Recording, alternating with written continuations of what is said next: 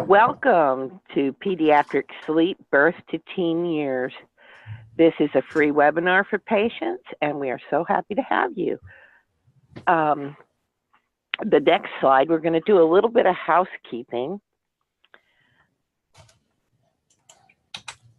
And that just is that at the end of the webinar, we will take questions, and you can type those questions right into the chat box at any time. And perhaps at the end, if time allows, we'll have an open mic session. Now, if you're watching this as a recorded version, you may email the questions to asaa@sleepapnea.org. And the next slide will say that we are looking at learning objectives today. What is sleep? A discussion of age-related sleep, and when to seek a referral to a sleep disorder center for your child. We are very, very pleased to have a very good friend of mine here today giving us this talk. He is Joseph Anderson. He is a certified clinical sleep health educator and holds various degrees in respiratory and sleep technology. He is multi-credentialed in education, sleep, neonatal respiratory care, and pulmonary function with more than 33 years clinical and educator experience. He's authored numerous publications and is a frequent speaker at national, international, and local sleep medicine meetings. He's a leading developer in the areas of telesleep programs and other specialized sleep rural outreach initiatives. Currently, he lives in Virginia and supervises the 12-bed Integrated Sleep Disorder Center at the McGuire Veterans Medical Center in Richmond, Virginia. Joe, thank you so much for being here today. Thanks, Teresa. It's good to be here. Good morning to some of you. Good afternoon to some of us. Again, I'm in Richmond, so it is afternoon for me here. And we're going to do the video. We're going to leave the video on because we're trying to test some new features as we go through this. But again, we're going to look at three primary objectives in this particular webinar. And like Teresa said, we're going to talk about what is sleep. All right, and I'm going to talk about some age-related sleep issues that we see with our children up through their teen years. And then when might you want to go to a sleep disorder center if you're seeing some things in your children. Now, I'm imagining that we have a mixture of parents that have children that might have a sleep disorder, or we might even have some industry professionals in the audience. So this presentation is going to cover a little bit of a lot of different things. It won't be too specific on any one thing, but when we're all done, we are going to open it up for questions, and Teresa's going to make note of these questions so that if there are recommendations for other webinars that you may want to do, whether it's pediatric related or something entirely different. So let's start with what is sleep. Well, sleep is a condition of the body and mind that typically occurs for several hours every night. Now, what happens is when we go to sleep, we fully intend on waking up from sleep. And that's the difference between sleep and a coma, for example, is when we lay our head down and we turn out the lights, we close our eyes, we know that we're going to wake up, but it's when our muscles completely relax, our nervous system is relatively inactive. And then we go through a series of sleep stages when we sleep. Now, there's been some changes in the sleep industry over the last decade or so, probably even in the last 5 years.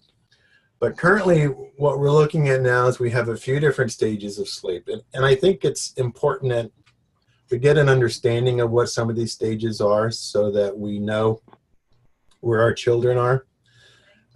Most of this presentation is going to be on pediatric itself and not the younger neonatal and not the older adult, although there is some overlapping that we'll talk about. But basically, if you look at the slide, you'll see that we have stage 1. Now, stage 1 is the transition from wake to sleep. Most of us see that in people all the time. I see it when I'm giving my lectures, when I see somebody closing their eyes when I'm talking. It happens. It's hard to stay awake for some people. And when we transition from wake to sleep, we generally will transition from wake to stage 1. That's not always the case, but it's when drowsiness usually begins. And then at some point we transition into stage 2. And stage 2 is when we have not a deep sleep, but a more relaxed sleep. And most of our sleeping, whether it's a pediatric person in bed or an adult, is going to find that they spend most of the night in stage 2. And then we go into stage 3 sleep. Now, stage 3 sleep has a couple different names. It's also known as delta wave or deep sleep, or in the case of the very young, even drunken sleep, because this is the stage where our brain waves slow down the most, and the younger we are, the harder it is to wake up from stage 3. The older that we get, the less stage 3 that we actually have. But when you're very young, I mean, you know, you can pick your kid up and move him from one house, put him in your car and take him home, and he just kind of bobbles his head around, wakes up a little bit. That's that drunken, deep stage 3 sleep. Again, as we get older, as adults, we have less and less of that. And then we have something called REM sleep. Now, REM sleep is where the body pretty much shuts down. The large muscle groups in the body should be inactive at this point, once you're once you're in pediatric to adultness. But your brain is really active, and this is where you dream. And we all basically dream, but sometimes we won't remember our dreams if we wake up and we're not in REM sleep. But if we tend to wake up while we're in REM sleep, we tend to remember our dreams at least for a few moments. And I know we've all had dreams that we try to remember, and we just can't. So as sleep techs, yeah. Could you put it on full screen? We're having an issue with the live Facebook feed that it's not showing correctly on the phones either. On the it is on full screen. It is. Okay. What are you seeing? Here, try the little dots. What, Sean? I'm sorry. What, Sean? Want me to take the video off and see what happens? I don't think that's it. I think it's just not showing as full screen. It's showing the next slide. And we don't know why. Just keep going. Are you talking about on Facebook, or you're talking about? I think on Facebook is why it's, you know, and here I'm seeing the future screens as well, but just continue. It's all right. We'll do the best we can. Well, let me just change the sharing.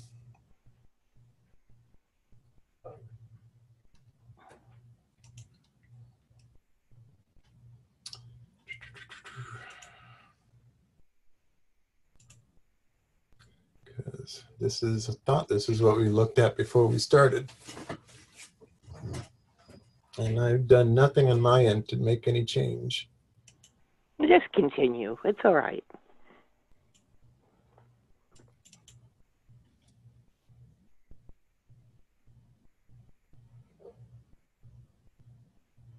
Okay, well, I'll just keep going then. So as a sleep tech, this is what we see. We see a bunch of squiggly lines when we're studying a patient that's in the sleep lab.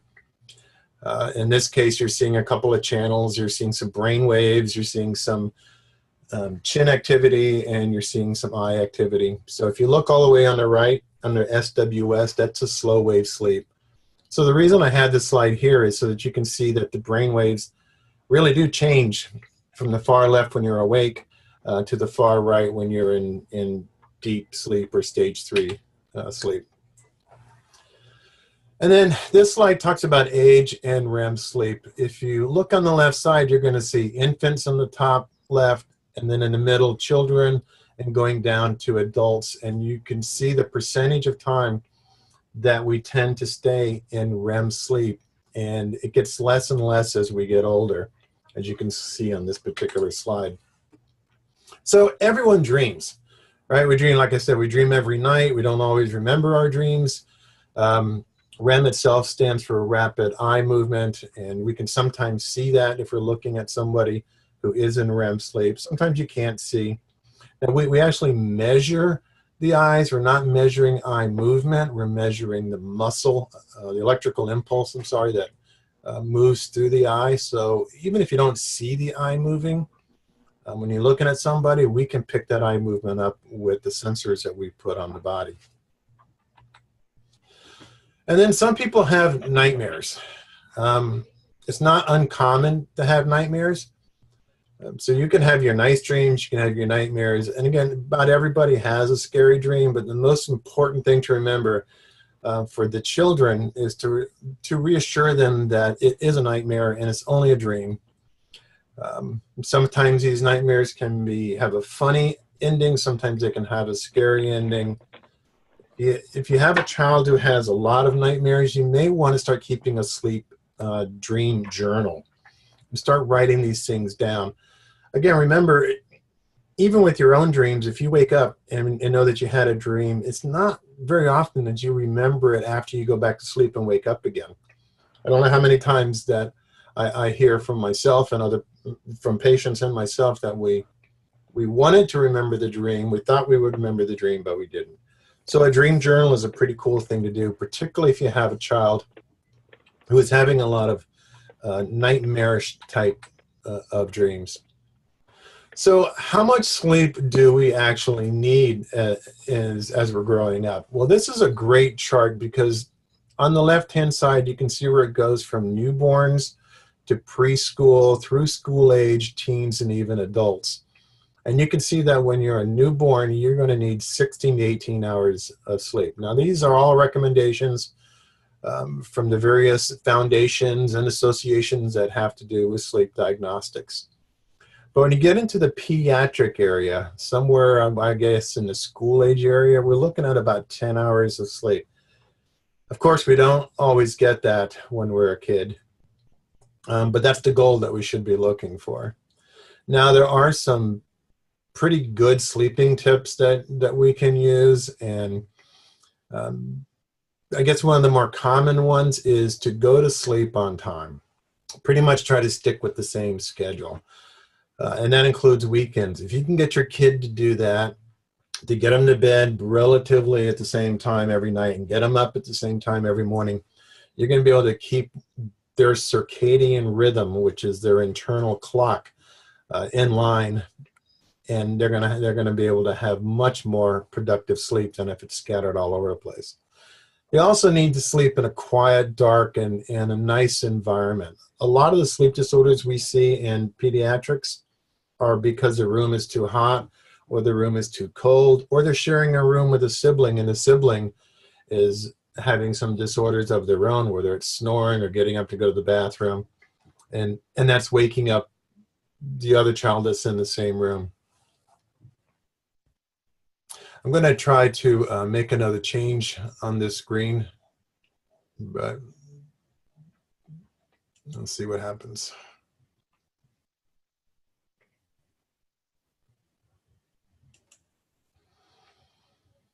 Is that any better, Teresa?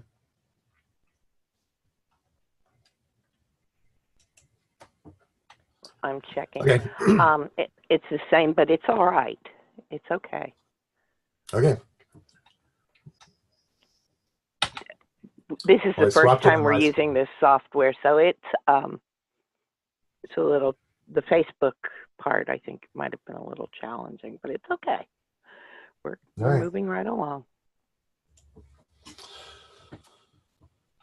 Okay, so we were talking about some sleeping tips, so having that nice environment for them to sleep in, and then the TVs and the cell phones. I know when my daughter was pediatric, she would try to sleep with her cell phone, and because God forbid she should miss a text message or something that came in at 2 o'clock in the morning.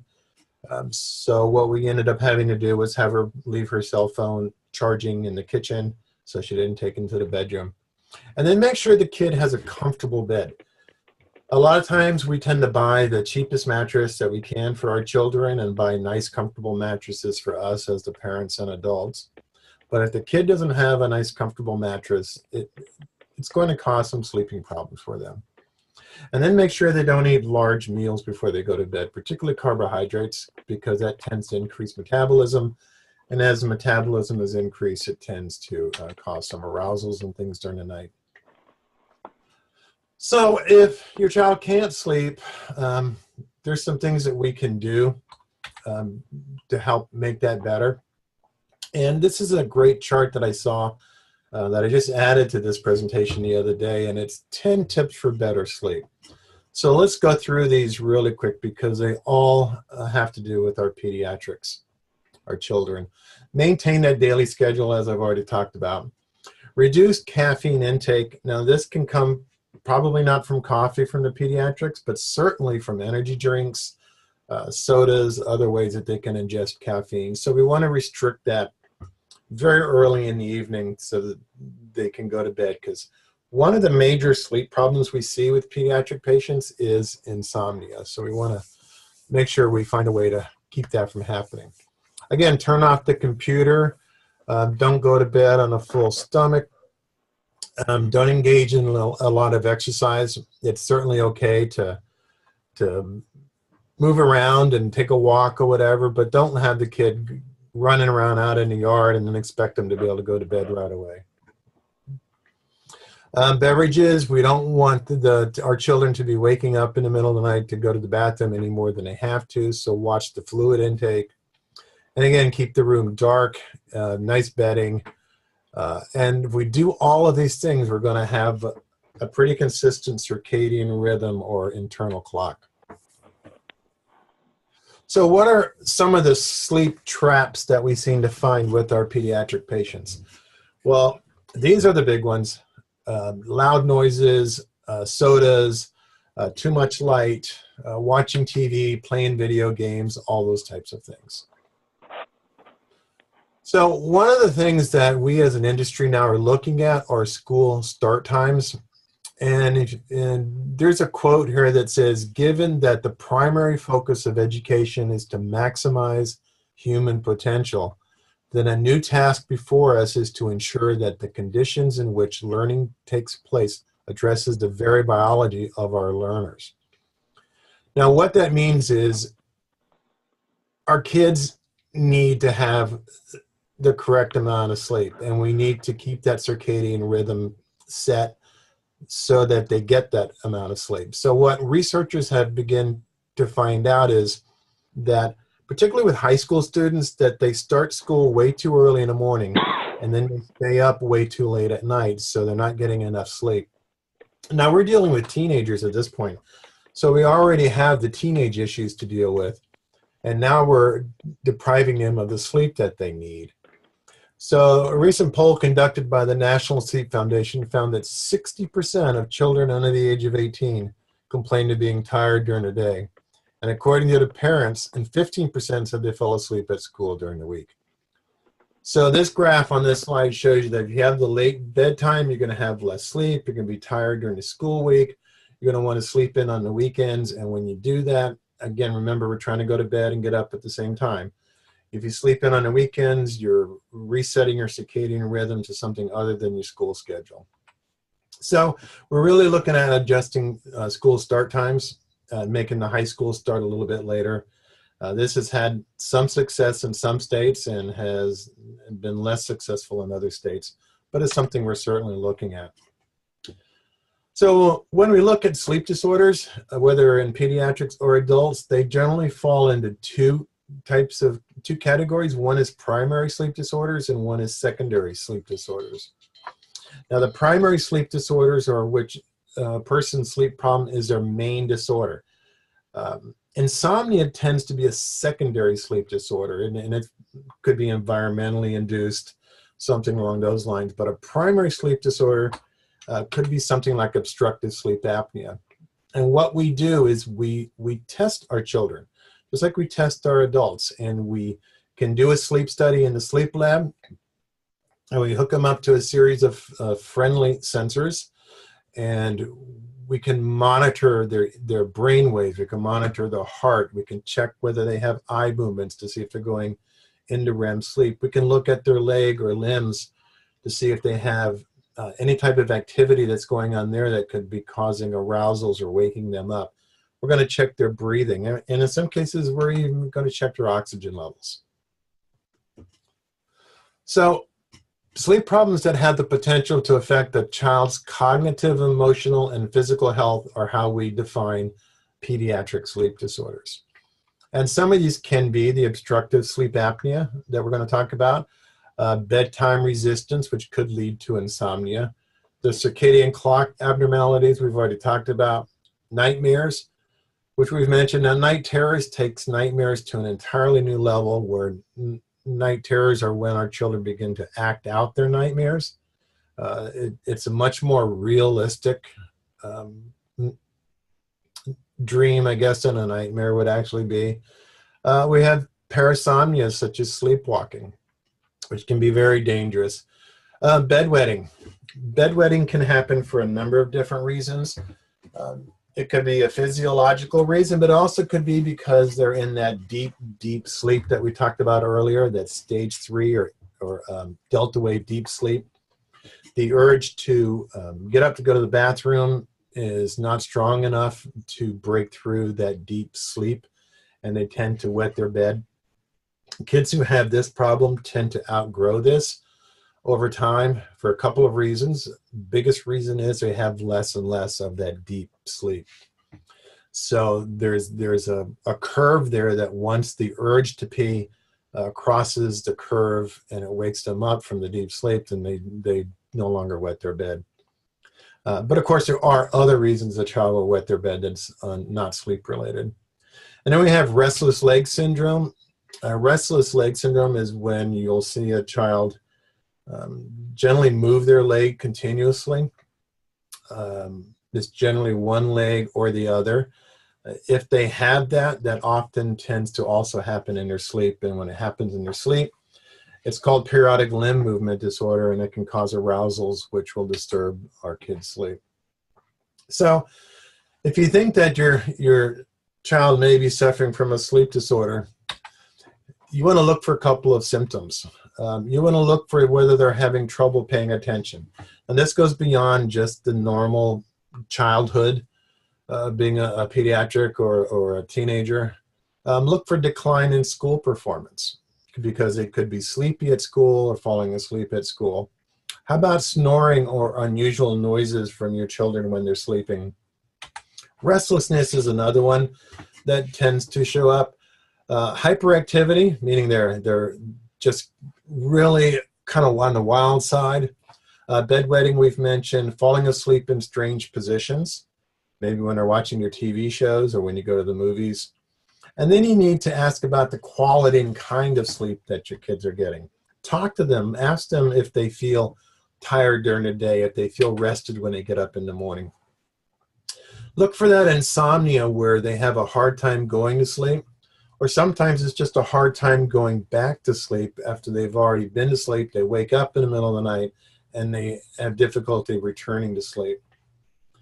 And then look for symptoms when your child won't wake up in the morning, where you have some difficulty in waking them up.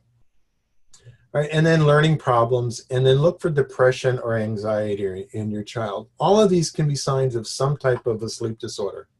And all of these would warrant further investigation by your provider, your medical provider. We have some children who are at a higher risk for a sleep disorder, and these would be children that might suffer from Down syndrome or craniofacial anomaly, perhaps a cerebral palsy, muscular dystrophy, obesity, which is very common in children these days. And again, the snoring. Now, snoring doesn't necessarily mean your child has a sleep disorder, but snoring is usually an indicator that he or she probably does have a sleep disorder. And then again, like I said, look for inattention and hyperactivity. All of these could be indicators that your child is at a high risk for a sleep disorder. So I picked out one of these, and that's the orofacial myofunctional disorders. Now, what is OMD? It's a disorder of the muscles and functions of the face and mouth. Now, what happens is if a child has this disorder, it can affect a lot of things, everything from whether they're breastfeeding as an infant to the facial skeletal growth. You might see more of an elongated face.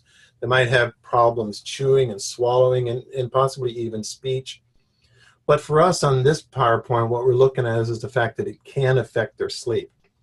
So when you have problems with orofacial muscles, it can lead to breathing disorders. And recent research has shown that the OMD may reduce, if we do OMD therapy, we can reduce the symptoms of a sleep disordered breathing. Now, there's different types of therapy that can be performed on a child that might have this. There are specialists who work with children who have OMD. In this picture here, you can see a child on the left who's had a little bit of therapy, and he looks a little better on the right than he does on the left. And then the child on the right is doing tongue therapy. So there's various approaches on how we can treat an OMD patient.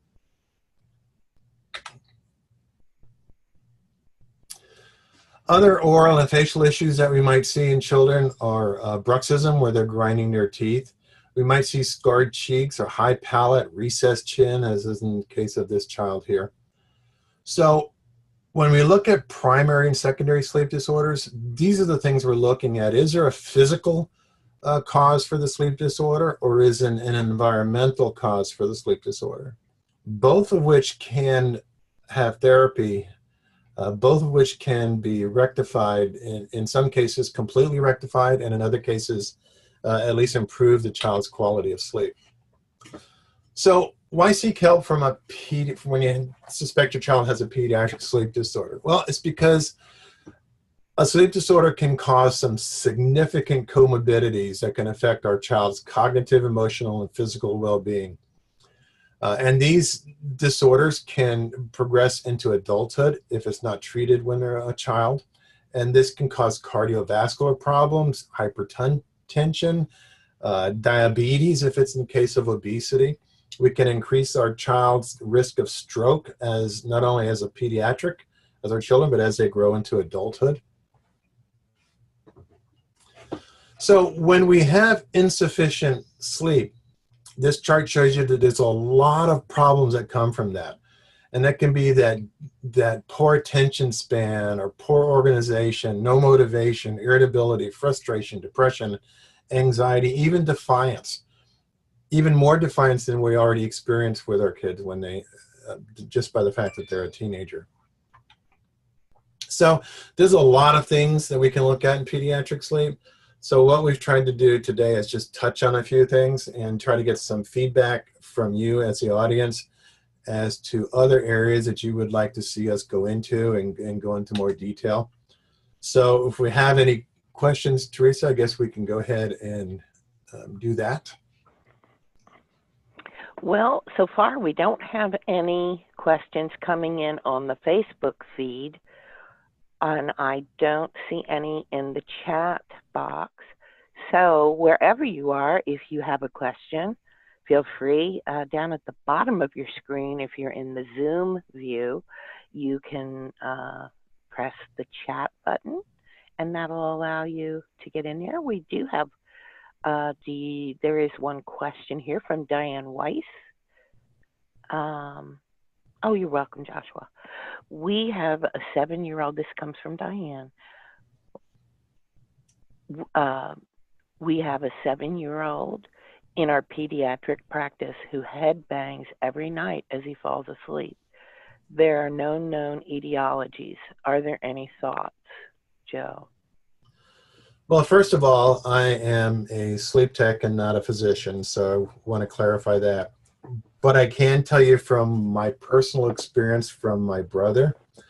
My brother was a child who would often sit up and do head banging when he was in REM sleep and sometimes even in deep sleep.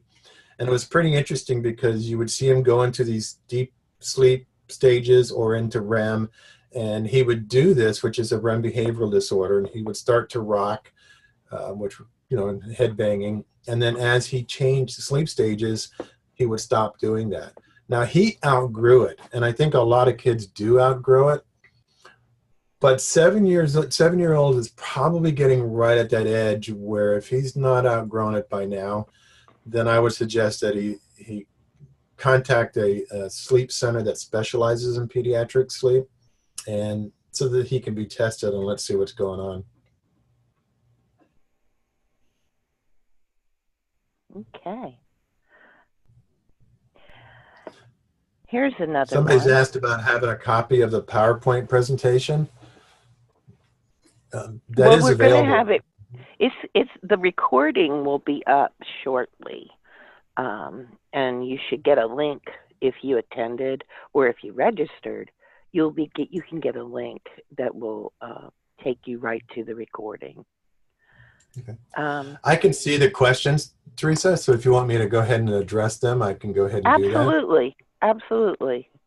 So one of the questions is, what are my concerns about the effect of one mask on a child used nightly, and do you think that children should rotate styles of mask to help prevent the restriction of facial bones as they grow?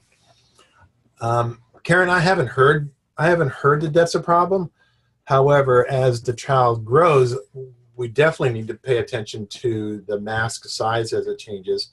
And it is not a one mask for all people, not in children, not in adults. We're going to have some kids who want a full face mask, some that just want a mask that goes around their nose called a nasal mask. There are cloth type masks. There are masks that are a little more rigid. I haven't really heard anything about facial bone restrictions, but that would be, if you have any information on that, I would love for you to send that to me, and I can research that, and maybe we can talk about it some more at some point. Another question was, do pediatrics need to be tested for apnea with specific equipment? If children have AHI of 6.6 with adult equipment, can it be misread? Depends on the age of the child. Most pediatric patients can be tested with the same equipment that we use for adults. It's the same software, it's the same brand equipment. The only thing that would probably change is the belts and some of the sensors that we put on the child. We also don't recommend a lot of home testing on young children. We prefer to bring them into a lab. So I hope that answers the question. I don't think you particularly need any different equipment to do this. Now, with that said, things are changing all the time, but I know in the pediatric labs that I've been involved with, we've done pediatric and adults on the same equipment. Like I said, just with different sensors that go on the face and different belt sizes. We have a couple of questions from Daryl O. And one of them is did you answer the one about the medications and the behavioral modifications? No, but okay. I wouldn't answer anything on medication anyway, because again, I'm not a physician. Yeah. So. Yeah, we can't give medical advice, medication advice. At what age does bedwetting typically resolve? My soon-to-be 10-year-old still struggles with this problem. Yeah, at 10 years old, you probably want to have him or her checked out for something other than it being sleep-related. Because at 10, the urge to urinate should be breaking through that deep sleep.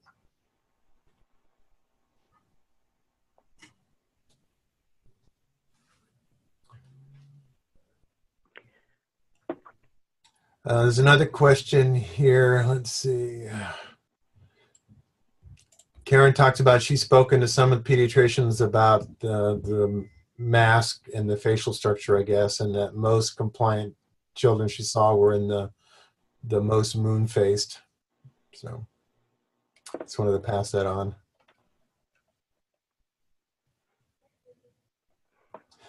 And then there's a question, if tonsils are causing obstructive sleep apnea, can kids grow out of it if I don't take out the tonsils and adenoids? Absolutely. I still have my tonsils and my adenoids. I grew out of it. Doesn't mean every kid's going to do it, but just because they're snoring or having some obstruction doesn't mean that when they get bigger that those obstructions are still going to be there. So what you need to do is really have your child see an ENT and have them take a look at it, but don't be too quick to go have those things cut out.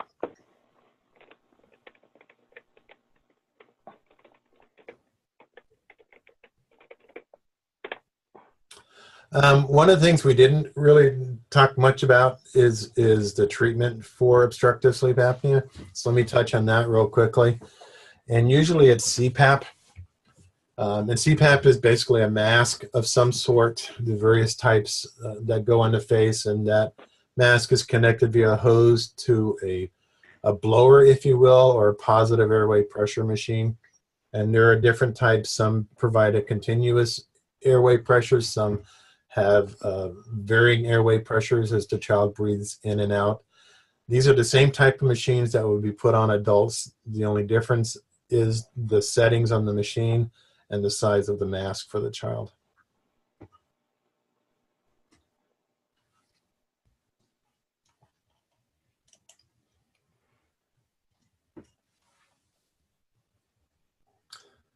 Any other questions? Am I missing any? I'm sure there's some in here. I'm looking at the Facebook feed and I don't see any other.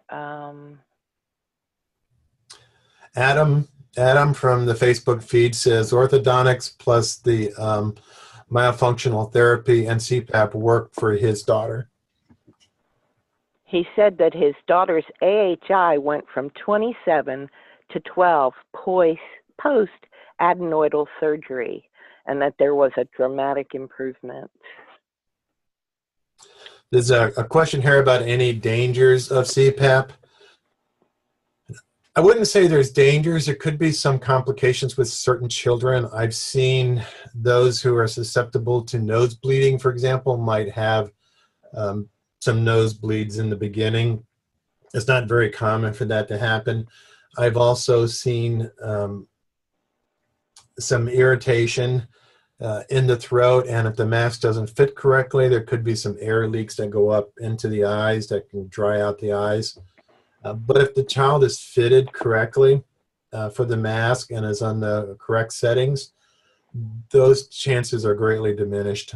Another problem that I've seen occasionally is called Orofacial, and that's when the child might swallow some of this air, and they could get some distension or some expansion of their belly. Again, very rare, not particularly harmful in any way. It would just be something that you would bring up to your medical provider, whoever's monitoring the CPAP. Sometimes there's some minor discomfort, but putting the child on the right side and maybe putting them across your lap and putting them on their right side and patting their back a little bit can sometimes relieve that. We thank you, Karen, for the link. I'll give that to you, Joe. Yep. She sent you a link. Thank you. We have someone that's asking to explain OSA versus CSA. And as a matter of fact, that's going to be our next webinar on the 11th of April. It will be similar to that. We're going to talk about central sleep apnea. So, Joe, I can touch on that real quickly, okay, though. Just there you go. Basic flyover difference. The OSA is obstructive sleep apnea, and when we're talking about obstructive sleep apnea, we're almost always talking about the upper airway. Somewhere, say, from the neck up, there's a restriction or an obstruction that's causing the breathing issue. When we talk about central sleep apnea, it is when either the brain is not communicating to tell us to breathe, or it's communicating to tell us to breathe, but we're not receiving that message. So they're treated a little bit differently, and that's when you really need to go to a sleep diagnostic center, because you're going to be tested and have that sleep study. And next month when we talk about central sleep apneas, I hope you guys come back, because we'll really show the difference, and we'll talk about it. We'll show some graphs, and you can see what OSA and CSA look like, but they're two different animals, so they shouldn't be confused with each other. Karen sent us a thesis. Thank you, Karen. I'll share those with Joe after this is over. Does anybody else have a question? I'm going to go over quickly to the Facebook group. I can't see them both at the same time. So I will check and see if we have any questions coming in. And yeah, my computer is slow.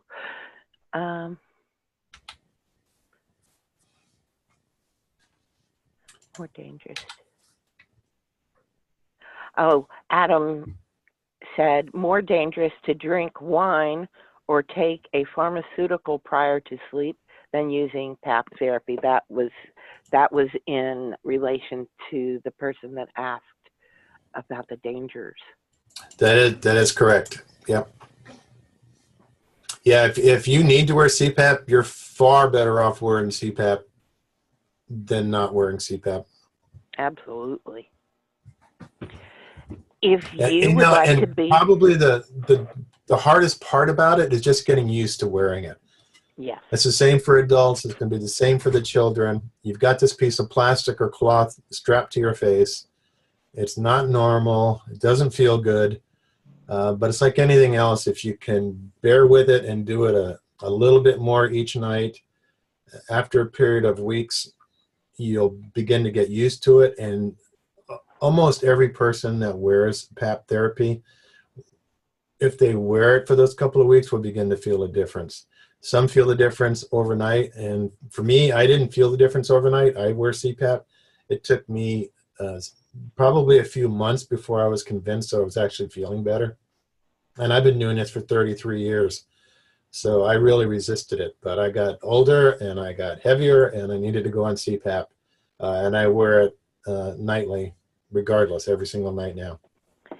and this may be a difficult theory to explain to a little child, and if they're an infant, I don't see how you could, but if it was an older child that you could reason with, sometimes getting them to imagine that when they're relaxed and that their upper airway is filled with the pressure from the PAP, that is keeping their airway open, and they should just relax with it and not breathe against it.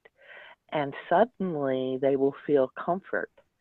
And because physiologically that's what's happening. The throat is closing, the upper airway is closing. So pressure, pushing that tissue away, it's tissue that's loose, and you can move it around with such pressure. So that's the principle. Again, a little hard to describe to a little child, but if you know adults. There's Big Joe. Hey. Well, if we don't have any other questions, we are quarter till the hour, so we had good timing on this. I don't see any other questions coming in. So we will close. And again, if you would like to be put on the mailing list to receive invitations for the webinars, you can write to asaa@sleepapnea.org and just put webinar invitation in the body of the mail, or just send me information and you'll get other information as well. We don't bother you too much though. We have a newsletter once a month, but for the most part, we don't fill your emails boxes with spam. Joe, thank you so much for helping us today and helping us to understand. And again, if you have questions when this is over, you can also address them to asaa@sleepapnea.org, and we'll make sure to get those answered. Yeah, and Teresa, if you forward any of those to me, I'll try to find answers as well and get back Okay. to anybody who has that. All right. And I look forward to next month where we'll talk about, I think, central apneas. Okay, everybody. Thank you, and have a great day. Bye-bye. Bye.